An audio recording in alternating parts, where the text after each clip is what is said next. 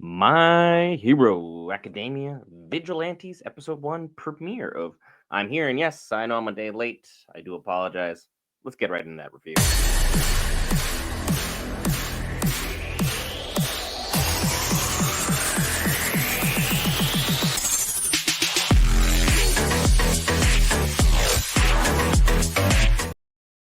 Alright, guys, Brent here back with Variants. Cover all things Marvel, DC, Lord of the Rings, anime, gaming, Star Wars, and more. This time, My Hero Academia Vigilantes. And look, I haven't actually read the manga source for this material.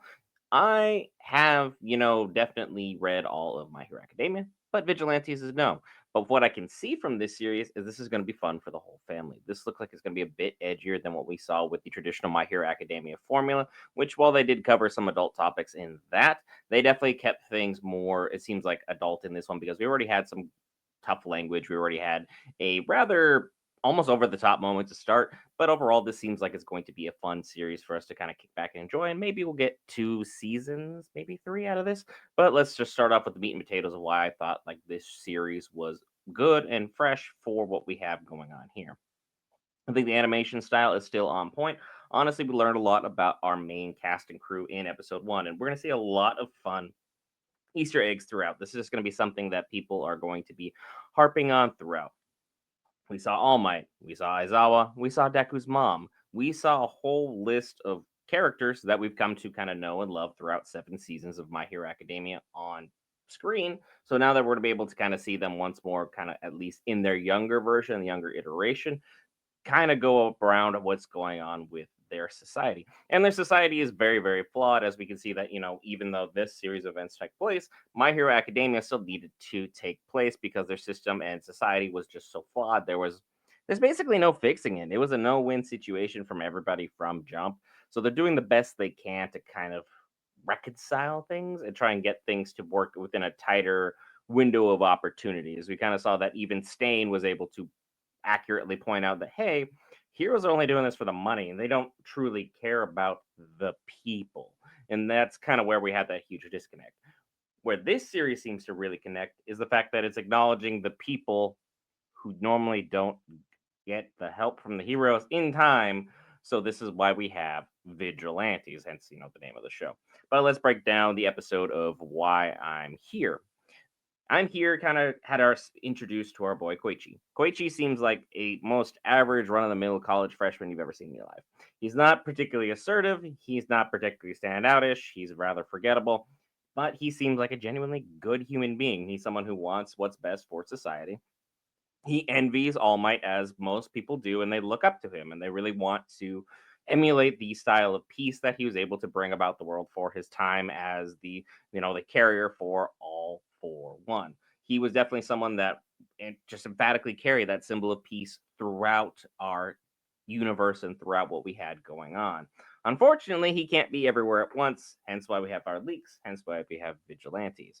Koichi by day works at 7-Eleven, which, if you've been to a 7-Eleven in Japan, you know it is the greatest place on God's green earth. I'm not kidding you. If you go to Japan, go to their 7-Elevens. They are money. They are fantastic.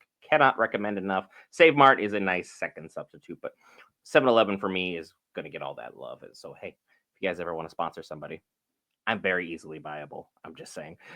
Melon sodas all the way. But anyway, back to the show. Koichi works at a 7-Eleven. He just kind of runs around on his quirk because his quirk is basically he just glides around as long as he has 3 points of contact. He just kind of moves around at the speed parallel or similar to that of a bike.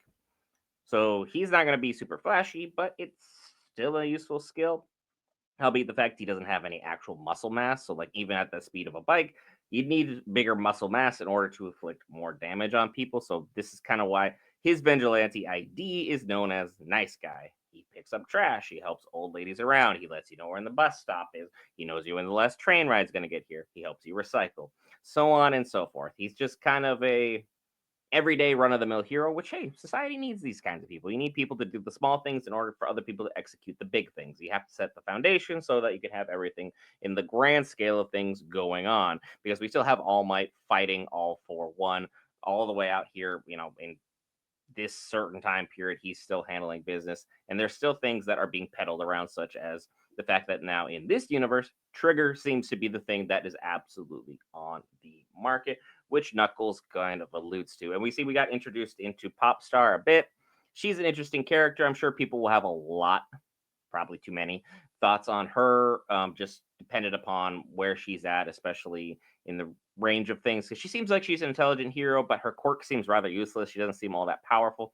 She just kind of seems that by day, she's just, this pop star in public. People look up to her because they get to look up. Koichi, because he glides on the ground, is down below. No one likes Koichi. Everyone likes Popstar. Kind of how they're trying to go about this symbolic referencing of if you have to look up to someone, well, you're looking up at them. If you're looking down, you look down on them. It's very basic. It's black and white writing. It's so simple anyone could have followed it. But at the same time, we also have the introduction of Knuckles.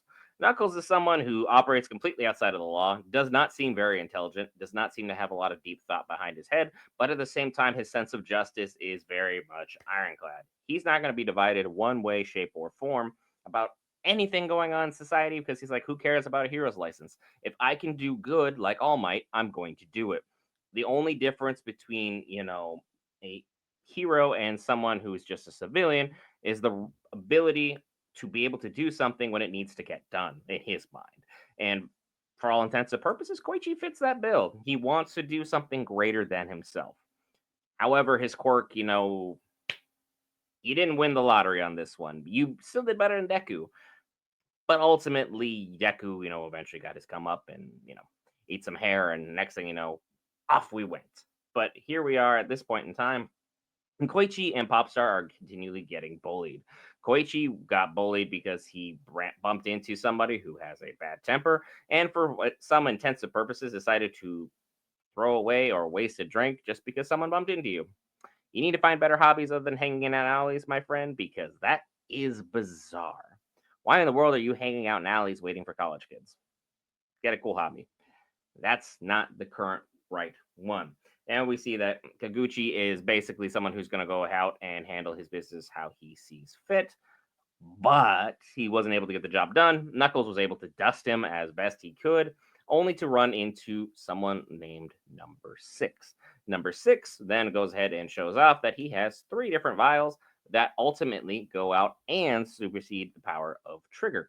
It amplifies all of your natural quirks abilities, but also dulls your senses. So basically, you become the Hulk for a little bit with your specified power. If your ability was to blow bubbles, and you only blow a bubble about yay big because of Trigger, your bubble is going to be gargantuan, but you're going to be violent about it. I don't make the rules. This is just what the thing is. And ultimately, Knuckles is trying to go back and figure out what that is. And people's tongues tend to turn dark, hence why he was looking at all the villains' tongues when he was going out and knocking them out.